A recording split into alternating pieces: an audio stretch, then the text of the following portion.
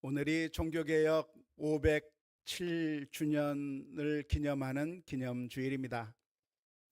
종교개혁이 507년 전에 일어났으니까 몇 년이죠? 1517년입니다. 1517년에 마틴 루터나 장 칼뱅 같은 그런 사람들에 의해서 그 당시 타락한 교회를 개혁하고 그래서 새로운 교회의 모습을 만들어 나간 그런 역사적인 사건이 지금으로부터 507년 전에 있었던 것이죠. 그래서 탄생한 교회가 바로 프로테스탄트 교회, 개신교회라고 할 수가 있겠습니다. 종교개혁주의를 우리가 맞이하게 됐는데 그 당시 교회들이 타락했기 때문에 종교개혁을 우리가 일으키게 된 것이죠. 그 당시 교회가 타락한 이유가 무엇이었을까요? 그 당시 교회가 어떻게 해서 타락하게 되었던 것일까요?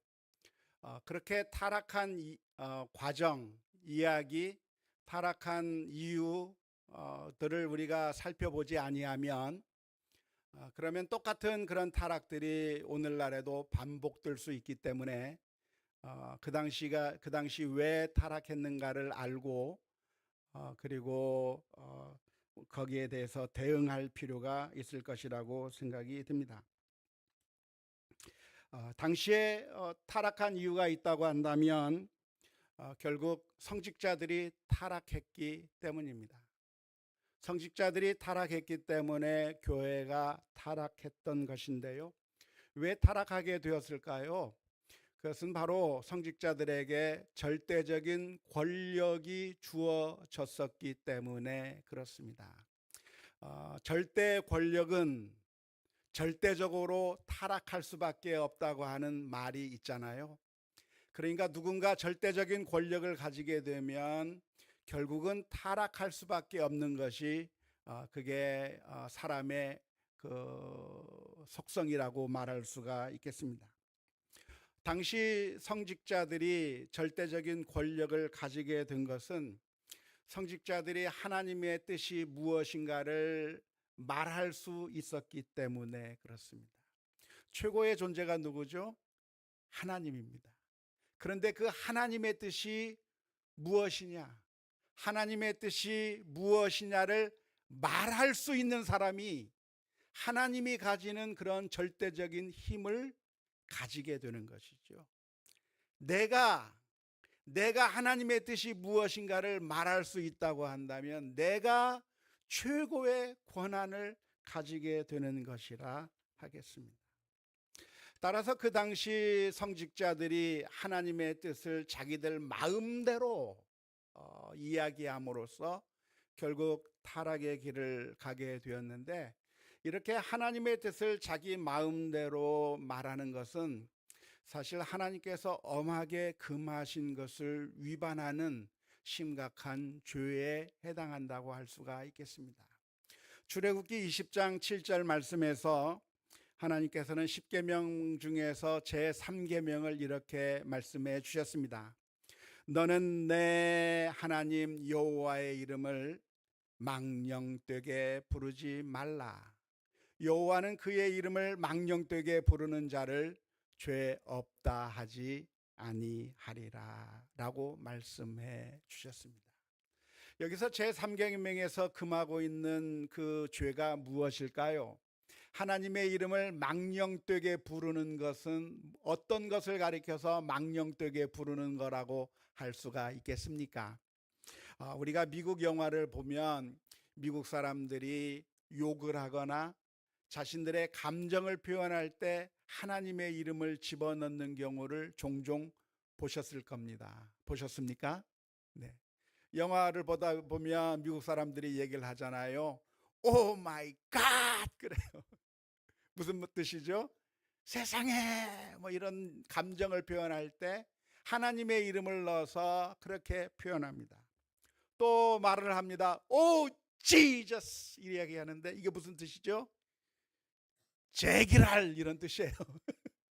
예수님의 이름을 사용해서 뭔가 욕을 하고 감정을 표현하는 그런 표현들이 미국 사람들이 많이 하는 표현인데, 이렇게 이런 식으로 욕을 하는데, 감정을 표현하는데 하나님의 이름을 사용하는 것이 제3계명을 어기는 것일까요? 물론 그럴 수 있습니다. 하지만 그것보다도 더 심각하게 하나님의 이름을 망령되게 사용하는 방법이 있습니다. 그게 무엇일까요? 그것은 바로 하나님의 뜻이라고 말하면서 자신의 뜻을 말하는 겁니다. 하나님의 이름을 사용하고 하나님의 뜻을 사용해서 하나님의 뜻을 전하는 것이 아니라 자신의 생각을 말하는 거죠. 자신의 뜻을 이야기하면서 그것이 마치 하나님의 뜻인 양 포장하는 겁니다. 이런 죄를 가장 잘 저지를 수 있는 위치에 있는 사람이 누구일까요? 성직자들이에요. 목사님들이에요. 목회자들이에요. 목회자들은 예배 시간에 하나님의 말씀을 전하게 되어 있습니다. 설교를 하게 되어 있습니다. 하나님의 말씀을 가르치는 자리에 있게 되어 있습니다. 그래서 하나님의 뜻이 무엇인가를 이야기하고 하나님의 뜻을 전달하는 위치에 서 있는 것이죠. 하지만 그 목사님이, 그 성직자가 하나님의 뜻이라고 말을 하면서 하나님의 뜻을 전하는 것이 아니라 자신의 욕심과 자신의 잘못된 생각들을 전하게 된다고 한다면 제3계명을 아주 심각하게 위반하는 범죄가 될 것입니다. 그러니까 이 제3계명을 위반하는 죄를 가장 잘 지을 수 있는 자리에 있는 사람이, 물론 일반 성도님들도 그런 죄를 많이 저지를 수 있지만 목회자들이 더 많이 죄를 지을 수 있는 가능성이 있는 것이죠. 설마 우리 목사님이 그럴까요? 그렇게 생각하실 수가 있겠지만 지금까지 역사를 살펴보면 지금까지 수많은 성직자들이 하나님의 뜻이 아닌 것을 하나님의 뜻이라고 말하면서 하나님의 이름을 이용하여 자신의 탐욕을 채우고 자신의 이기적인 목적을 채우던 일들이 너무나도 자주 반복되어 왔다는 것을 알 수가 있습니다. 지금으로부터 500여 년 전에도 역시 그랬습니다. 당시 교황 레오 10세는 베드로 성당을 짓는 것이 하나님의 뜻이라고 알렸어요. 베드로 성당을 짓는 것이야말로 하나님께서 기뻐하실 일이고, 성당을 짓는 것, 성전을 짓는 것을 하나님께서 기뻐하신다고 그렇게 가르친 것이죠. 생각해보면 하나님이 좋아하실 것 같아요. 하나님이 기뻐하실 것 같아요. 디스코장을 짓는다고 하는 게 아니고, 술집을 짓는 게 아니고 하나님의 성전을 짓는 것이라고 이야기하니까 정말 하나님의 뜻인 것 같아요.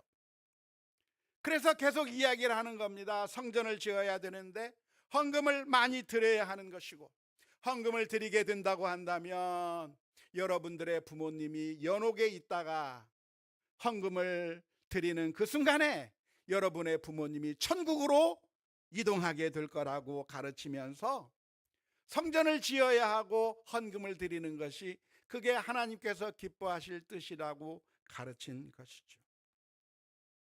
성직자들이 말하는 그 말이 하나님의 뜻이라고 생각했는데 사실은 그것은 제3계명을 심각하게 위반하는 범죄인 것이고, 그리고 그러한 맹인들이 이끄는 대로 선량한 수많은 사람들이 그 잘못된 그 성직자들의 말에 따라 움직이다가 전 교회가 타락의 길로 걸어가게 된 것이라고 할 수가 있겠습니다.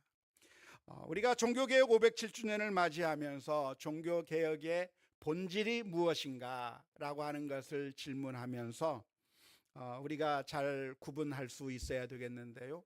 종교개혁의 본질이 무엇입니까? 그것은 진짜 하나님의 뜻과 하나님의 뜻으로 포장된 가짜 하나님의 뜻을 분별할 수 있는 것이 종교개혁의 본질인 것입니다. 우리가 신앙생활을 하면서 때때로 하나님의 말씀을 전하는 사람들에 의해서, 성직자들에 의해서 하나님의 뜻이 아닌 자신의 이기적인 목적과 탐욕이 하나님의 뜻으로 포장되어서 우리들에게 전달될 때 이것이 정말 하나님께서 원하시는 뜻인가? 아니면 하나님의 뜻으로 포장된 사람의 욕심이며 잘못된 거짓된 가르침인가를 분명하게 구분할 수 있어야 하는 것입니다. 하나님께서는 꾸준히 거짓 선지자들의 등장을 경고해 오셨습니다. 신명기 18장 20절 말씀에 보면 이런 말씀을 기록하고 있습니다.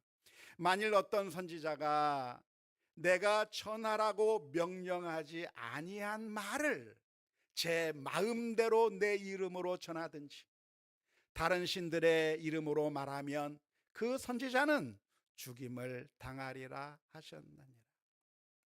모세 시대 때도 벌써 하나님께서 이스라엘 민족을 향해서 경고하셨어요.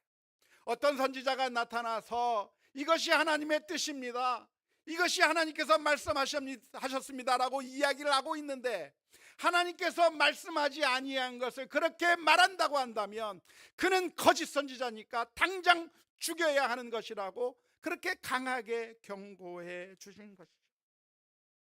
하나님의 이름을 함부로 사용하면서 거짓말하는 그런 거짓 선지자의 등장이 예전부터 지금까지 끊임없이 반복되고 또 반복되어 왔다고 하는 사실을 알고 조심해야 할 필요가 있는 것입니다. 역대하 18장에 보면 거짓 선지자들이 등장합니다. 이스라엘 왕 아합과 유다 왕 여호사밧이 전쟁을 하러 나가려고 하는 순간에 이 두 왕은 하나님의 뜻이 무엇인가가 궁금했습니다. 우리가 만일 전쟁을 하게 된다고 한다면 하나님께서 승리하게 해주실 것인가? 우리가 전쟁하는 것이 과연 하나님께서 기뻐하실 일일까? 그들은 궁금했습니다. 그래서 선지자들을 불러서 선지자들에게 물었습니다. 하나님의 뜻이 무엇인가? 하나님께서 이 전쟁에 대해서 어떻게 생각하시는가? 하나님께서 이 전쟁에서 이기게 해주실 것인가? 우리가 전쟁에 나가는 것을 하나님께서 기뻐하실까를 물었습니다. 그때 400명의 선지자들이 아합 왕과 여호사밧 왕 앞에서 대답을 했습니다. 이것은 하나님께서 기뻐하시는 전쟁입니다. 왕들께서 이 전쟁에 나가신다고 한다면 전쟁에서 반드시 승리할 것입니다. 400명이나 되는 선지자들이 이구동성으로 이 전쟁은 하나님께서 기뻐하시는 전쟁이요 승리하게 해주시는 전쟁이라고 이구동성으로 이야기한 것이죠. 하지만 단 한 명의 선지자, 누구였습니까? 미가야 선지자가 정반대의 이야기를 하는 겁니다. 하나님께서는 이 전쟁을 허락하지 아니하셨고 이 전쟁에 나간다면 왕들이 죽임을 당할 것이라고 하나님의 뜻을 정확하게 선포해 주었던 것이죠. 누구의 말이 맞았습니까? 숫자가 많은 게 정답이 아니고 숫자가 많은 게 진리가 아니고 400명의 거짓 선지자들의 그 거짓 예언과는 달리 미가야 선지자의 참된 예언만이 하나님께서 진정으로 인정하시는 하나님의 뜻이 나타난 예언이라고 할 수가 있겠습니다. 오늘날에도 역시 마찬가지라고 할 수가 있겠는데요. 성직자들, 목회자들은 하나님의 이름을 망령되이 사용할 수 있는 그런 여건 가운데 있습니다. 언제나 그런 위치에 있는 것이죠. 늘 하나님의 말씀을 전파하고 또 하나님의 말씀을 가르쳐서 성도들에게 알려주는 그런 입장에 있기 때문에 이 목회자가 만일 정확하게 하나님의 말씀을 가르치지 않고 언제든지 자신의 뜻이 하나님의 뜻인 양 거짓으로 가르치게 된다고 한다면 수많은 사람들이 맹인을 따라가다가 함께 구덩이에 빠질 수 있는 그런 위험이 항상 존재하고 있다고 하는 사실을 기억해야 할 것입니다. 언제나 그렇잖아요. 메신저가 중간에서 농간을 부리면 그러면 메시지가 달라지게 됩니다. 흔히 정치권에서 일어나고 있는 일들이 무엇입니까? 대통령이 있어요. 그리고 그 대통령의 뜻을 시행하는 최측근들이 있습니다. 그 최측근들이 항상 대통령의 말을 듣고 그리고 그 대통령의 말을 전달하면서 일을 시행하는 그런 일들을 하는 것이죠. 그런데 그런 일을 하다가 어느 순간에 그 최측근이 농간을 부리는 겁니다. 대통령이 이야기하지 않았는데 마치 대통령이 이야기한 것처럼 이것이 대통령의 뜻이다 하면서 자신의 뜻을 관철시키려고 하는 그런 나쁜 마음을 품을 가능성이 있는 거예요. 그래서 우리가 항상 조심해야 되는 거죠. 과연 그 메신저의 말이 진짜인가? 메신저의 말이 혹시 왜곡된 것은 아닌가? 정말 그 사람의 진정한 의도를 제대로 반영하고 있는가? 우리가 다시 한번 검증해보고 검증해보지 않는다고 한다면 메신저의 농간에 의해서 놀아날 가능성이 언제나 상존하고 있는 것입니다. 그래서 우리가 항상 조심해야 될 것이 무엇이냐면 메신저들이에요. 누구의 말을 전달하는 그 메신저가 제대로 전달하고 있는가? 우리 사회에 메신저들이 많습니다. 언론이 메신저잖아요. 메신저들이 국민의 뜻이 이것이다라고 전달하고 있는데 그 언론이 만일 국민의 뜻을 왜곡해서 전달하면 이 사회가 문제가 되는 거예요. 정치인들이 메신저잖아요. 국민들의 뜻을 잘 수합해서 그래서 법을 만들어야 되는데 그 정치인들이 잘못된 메신저의 역할을 한다고 한다면 엉뚱한 법이 만들어지는 거예요. 목회자들이 하나님의 뜻을 전달해야 되는데 하나님의 뜻을 제대로 전달하지 아니하고 목회자 개인의 이기적인 탐욕에 의해서 잘못된 이야기를 전달하게 되면 교회가 망가지는 길로 가게 되는 거예요. 여론조사를 하는데 여론조사라고 하는 것은 국민들의 뜻을 잘 반영해야 되는데 누구를 몇 퍼센트 올려라 그러면 엉터리 여론조사가 되어버리고 정말 모든 결과를 바꾸어버리는 심각한 범죄를 저지르게 되는 것이죠. 우리 처남이 한 번은 그랬어요. 제 아내가 임신을 하게 되었을 때 엄청나게 입덧을 했습니다. 입덧을 해서 이것도 먹기 힘들고 저것도 먹기 힘들고 그런 상황 가운데서 저희 장모님께서 어떻게 하면 제 아내에게 좀 뭔가를 먹여서 건강하게 아이를 낳을 수 있게 할까 노심초사하고 있을 때 제 처남이 제 장모님에게 가서 이런 얘기를 했어요. 엄마, 누나가 족발 먹고 싶대. 제 아내가 말하지 아니한 자기가 먹고 싶은 것을 이야기하고 그래서 족발을 맛있게 먹었어요. 오늘 요즘 가서 물어보면 내가 언제 그런 얘기를 했냐고 발뺌을 하는 것을 봤는데요.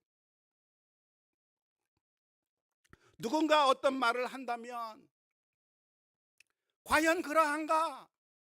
정말 그러한가? 한번 확인해 볼 필요가 있어요. 제가 많은 피해를 당합니다. 왜냐하면 우리 교우들이 무슨 말을 할 때는 이건 목사님의 뜻이야 라고 말하면서 말을 하는데 제가 말한 적이 없어요. 자기가 하고 싶은 말을 목사님께서 원하시는 거야 하면서 이야기하면서 그 일을 성사시키려고 하는 일들이 많이 일어나고 있습니다. 혹시 찔리십니까? 혹시 누군가 제가 이렇게 말했다고 말하고 누군가 제가 이런 것을 원한다고 하는 이야기를 듣거들랑 제게 와서 꼭 한번 확인해 주시기를 간절히 부탁드립니다. 성직자들이 그럴 수 있어요. 하나님의 뜻을 제대로 전달해 주어야 하는데 하나님의 뜻을 이야기하는 것이 아니라 개인의 욕심과 탐욕에 의한 잘못된 이야기를 전달할 수가 있는 것이죠. 중세시대 때 우르바누스 2세 교황은 십자군 전쟁이 하나님의 뜻이라고 선언했습니다. 당시에 예루살렘을 점령하고 있던 이슬람 교도들이 있었는데 그 이슬람 교도들이 성지를 장악하고 있다고 하는 것이 너무나도 불편했던 교황과 성직자들은 그 땅을 탈환하는 게 하나님의 뜻이라고 굳건하게 믿고 십자군 전쟁을 일으키는 것이 하나님의 뜻이라고 선포했습니다. 그런데 정말 그것이 하나님의 뜻이었을까요? 생각해 보면 그 당시 유럽에 살던 성도들은 그게 정말 하나님의 뜻인 것만 같았어요. 왜냐하면 그 예수님께서 활동하셨던 그 땅을 이교도들이 짓밟아 버리고 있다고 하는 사실이 너무나도 안타까웠고, 정말 신앙을 위해서 성지순례라도 한번 하고 싶은데 그렇게 하지 못하는 것이 너무나도 안타까워서 저 이슬람 교도들을 쫓아내버리고 성지를 탈환하는 게 하나님께서 가장 기뻐하실 일 거라고 성도들도 그렇게 믿었던 것이죠. 하지만 정말 그게 하나님의 뜻이었을까요? 사실은 이 무모한 전쟁을 통해서 당시의 권력자들과 당시의 재력가들은 얻고자 하는 탐욕적인 목적들이 있었던 겁니다. 그 지역을 차지해서 좀 더 무역을 쉽게 하고 자신들의 이익을 극대화하기 위해서 신앙적인 사람들을 동원해서 신앙적인 이유를 대면서 신앙인들을 동원하는 그 일을 너무나도 쉽게 할 수 있기 때문에 교황이나 권력자들의 힘을 빌어서 이것이 하나님의 뜻이라고 선언했는데, 거기에 정말 순진한 성도들이 자원하면서 십자군 전쟁에 참전하게 되고, 그래서 수많은 사람들이 죽어나갔는데, 죽어나갈 때 자신은 순교한다고 하면서 죽어나갔고, 심지어 십자군 전쟁에 누가 참여했는가? 어린아이들까지 참전해서. 어린아이들이 무슨 전쟁을 하겠어요? 그런데 신앙적인 열정을 가지고 나가서 무참히 죽임을 당하는 그런 안타까운 역사가 교회 역사 가운데 벌어지고 있었던 것입니다. 당시 성도들은 성경책을 읽을 수가 없었어요. 오늘날처럼 우리가 성경 말씀을 읽을 수 있으면 우리가 하나님의 말씀을 들으면서 과연 이것이 하나님의 말씀인가 하면서 우리가 성경 말씀을 묵상하고 성경을 깊이 연구하면서 정말 하나님의 뜻이 무엇인가를 우리가 발견할 수 있는 그런 기회가 우리들에게 있는데, 당시 중세시대의 성도들은 성경책이 없었습니다. 성경책이 있었지만 라틴어로 되어 있었기 때문에 라틴어를 읽을 수 있는 사람들은 거의 없었습니다. 그래서 성경책이 있으나 마나였어요. 읽을 수가 없는 겁니다. 심지어 신부들도 라틴어를 몰랐기 때문에 라틴어로 집전을 하면서도 그 무슨 말을 하고 있는지 신부들도 모르는 상황 가운데서 미사를 인도했고, 신부들도 하나님의 뜻이 무엇인지를 알 수가 없었어요. 맹인이 맹인을 인도하다가 결국 온 사람들이 다 구덩이에 빠지게 되는 결과를 가져오게 된 것이죠. 그래서 오늘날 우리들은 성경 말씀을 잘 읽으면서 정말 하나님의 뜻이 무엇인가를 분별할 필요가 있습니다.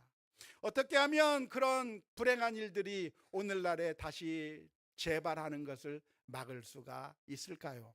첫 번째는 목회자들이 각성해야 되는 거죠. 그 누구보다도 목회자들이, 성직자들이 하나님의 말씀이 무엇인가를 제대로 연구해서 하나님의 말씀을 제대로 가르치는 그런 결단과 회개가 있어야 할 것입니다. 내가 만일 하나님께서 말하지 아니한 잘못된 하나님의 뜻을 하나님의 뜻이라고 속여서 가르친다고 한다면 그것은 제3계명을 심각하게 위반하는 범죄라고 하는 사실을 깨닫고 정말 하나님의 말씀을 제대로 가르쳐야 하는 그런 사명을 다시 목회자들이 회복해야 될 필요가 있을 겁니다. 여러분, 우리 일반 성도들은 어떻게 해야 됩니까? 오늘날에는 그냥 목회자들이 알려주는 것에 대해서 무조건 아멘 할게 아니고, 무조건 아멘 해도 됩니까? 아니요, 무조건 아멘 할게 아니고, 강단에서 선포되는 말씀이 정말 하나님의 뜻인가? 하나님께서 들려주신 이 말씀에 맞는 말씀을 강단에서 선포하고 있는가, 그렇지 않은가를 냉정하게 판단해서 하나님의 말씀에 부합하는 것이라고 한다면 아멘하고, 하나님의 말씀이 아니라고 한다면 아멘하지 말아야 될 줄로 믿습니다. 아멘. 오늘날 목회자가 그럴듯한 것을 하나님의 뜻이라고 잘못 선포할 가능성들이 존재하는 겁니다. 예를 들자면 교회당을 건축하는 것이 하나님의 뜻이라고 말할 수 있어요. 생각해 보면 교회당을 짓는 것이 좋은 것 같아요. 하나님을 위한 것인 것 같아요. 성전을 짓는 것이라고 한다면 하나님께서 기뻐하실 것처럼 생각이 돼요. 그렇게 이야기하면 수많은 사람들이 따라가기가 너무나도 쉽습니다. 목회자가 앞에 서서 수많은 사람들을 동원하면서 어떤 잘못된 세력에 대해서 싸우는 게 하나님의 뜻이라고 선동할 수가 있어요. 그러면 정말 그런 것 같아요. 그렇게 하는 것이 정말 하나님의 뜻에 순종하는 것처럼 착각할 수가 있는 것이죠. 뉴스에 보면 사악한 목회자가 여성을 성추행하면서 성폭행하면서 이게 다 하나님의 뜻이라고 이야기하는 그런 어처구니 없는 일들도 일어나고 있는 것이죠. 따라서 우리는 어떻게 해야 되는가? 목회자라고 하는 그 사실에 그냥 믿고 따를 것이 아니라 과연 하나님께서 원하시는 그런 뜻인지 뜻이 아닌지 냉정하게 분별하면서 하나님의 뜻이라고 한다면 순종하고 그렇지 아니한 것이라고 한다면 거절할 수 있는 믿음의 분별력이 필요할 줄로 믿습니다. 예수님께서는 마태복음 7장 15절 말씀에서 이렇게 말씀해 주셨습니다. 거짓 선지자들을 삼가라. 양의 옷을 입고 너희에게 나아오나 속에는 노략질하는 일이라. 예수님께서 우리들에게 이렇게 말씀하지 않았습니다. 너희들을 가르치려고 오는 양들을 무조건 다 받아들여라. 따지지도 묻지도 말고 무조건 아멘 해라. 그렇게 예수님께서는 한 번도 가르친 적이 없어요. 예수님께서는 오히려 조심하라. 양의 옷을 입고 너희들에게 다가오는 이리를 조심하라고 가르친 것이지 무조건 아멘 하라고 가르치지 않았어요. 요한일서 4장 1절 말씀에 보면 이렇게 가르치고 있습니다. 사랑하는 자들아 영들을 다 믿지 말고 오직 영들이 하나님께 속하였나 분별하라. 많은 거짓 선지자가 세상에 나왔습니다. 어떻게 분별할 수 있을까요? 정통 교단에 속해 있으면 믿을 수 있을까요? 제일 좋은 신학교, 정통 신학교를 나왔으면 믿을 수 있을까요? 그것이 그 사람이 제대로 된 목회자라고 하는 것을 자동으로 보장하지 않습니다. 우리에게 다가오는 거짓 선지자는 어떻게 오는가? 양의 옷을 입고 오는 것이죠. 정통을 입고서 오는 것입니다. 그래서 하나님의 뜻이라고 이야기하면서 정말 부드럽게 다가오는데 성경의 말씀을 우리가 늘 묵상하는 가운데 과연 하나님의 말씀인지 아니면 하나님의 뜻을 포장한 잘못된 말씀인지 분별하면서 우리가 정말 분별하지 아니하면 양의 탈을 쓴 이리에게 먹히고 마는 그런 안타까운 결과를 가져올 수 있다고 하는 것을 진지하게 기억할 수 있기를 주님의 이름으로 축원합니다. 우리는 하나님의 말씀을 늘 읽고 묵상해야 합니다. 로마서 12장 2절 말씀에 너희는 이 세대를 본받지 말고 오직 마음을 새롭게 함으로 변화를 받아 하나님의 선하시고 기뻐하시고 온전하신 뜻이 무엇인지 분별하도록 하라. 과연 이것이 하나님의 뜻일까? 정말 나쁘고 악한 것을 이야기하는 것이 아니라 하나님의 뜻처럼 보이는 것으로 포장된 그럴듯한 것을 가지고 우리에게 나와서 하나님의 뜻이라고 알려주는데 사실은 하나님의 뜻이 아닌 게 너무나도 많다는 거예요. 보이스피싱 어떻게 합니까? 다 탄론하게 접근하나요? 그게 아니라 정말 그럴듯하게 접근을 하는 거예요. 아, 진짜인가 보다 생각되게 접근하는 거예요. 그런데 하나님의 뜻으로 포장된 가짜 보이스피싱, 자기 뜻을 하나님의 뜻으로 포장한 그런 잘못된 가르침에 우리가 영적으로 피해를 당하지 아니하도록 정신을 바짝 차려야 될 줄로 믿습니다. 오늘 우리가 읽은 말씀은 예수님께서 가르쳐 주신 주기도문 가운데 한 구절입니다. 예수님께서 우리가 기도해야 될 기도의 제목들 가운데 하나로 하나님의 이름이 거룩하게 여겨짐을 위해서 기도하라고 말씀해 주셨습니다. 안타깝게도 가장 찬양을 받으셔야 하고 가장 영광을 받으셔야 될 하나님의 이름이 이 세상 가운데서 정말 악용되고 그리고 무시당하고 더럽혀지고, 그리고 하나님의 이름이 비참하게 정말 무시당하는 그런 일들이 이 세상 가운데서 일어나고 있습니다.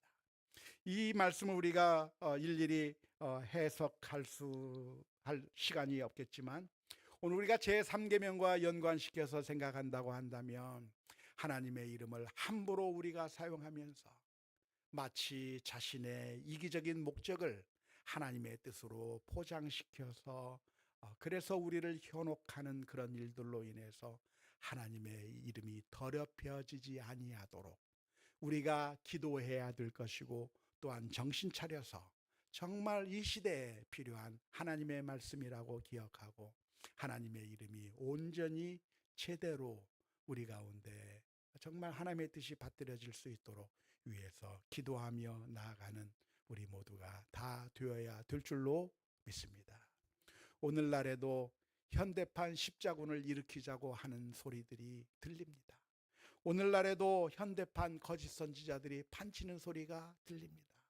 오늘날에도 현대판 여러 가지 수많은 잘못된 가르침들이 우리 주변에서 넘쳐나고 있습니다.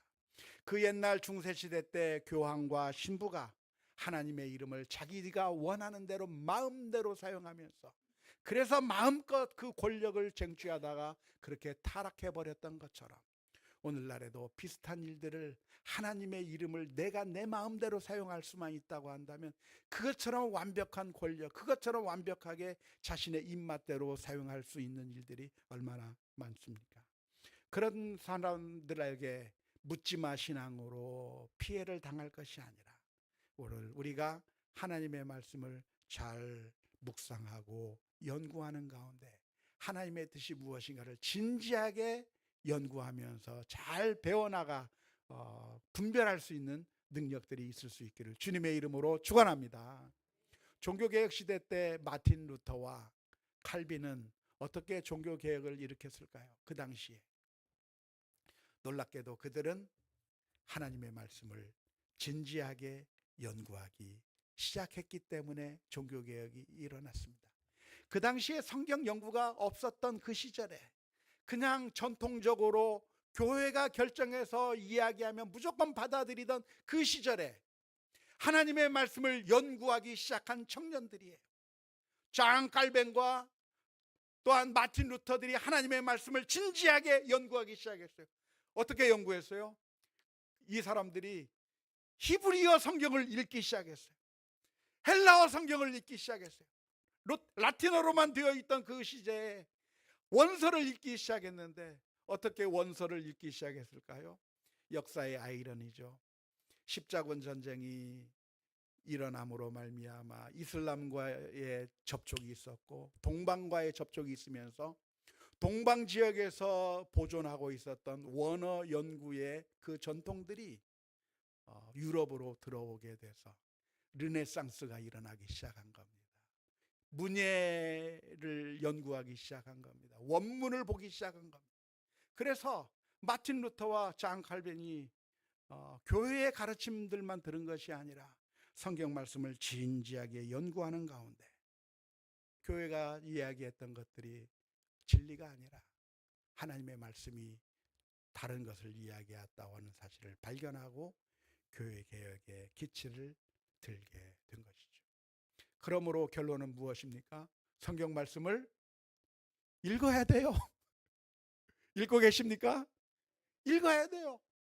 읽을 뿐만 아니라 성경 전체의 가르침을 균형 잡히게 좋은 관점으로 그 성경 말씀을 잘 연구하고 분석해서 하나님께서 정말 우리들에게 원하시는 것이 무엇인지 우리가 진지하게 깨닫지 않는다고 한다면 우리가 잘못된 착취를 당하는 길로 갈 수 있다고 하는 사실을 기억하면서 하나님의 말씀을 읽고 연구하는 가운데 하나님의 말씀이라고 한다면 아멘하고 순종하며 나가고, 하나님의 말씀이 아니라고 하는 것은 단호하게 거절하면서 믿음으로 승리해 나가는 우리 모두가 다 될 수 있기를 주님의 이름으로 축원합니다.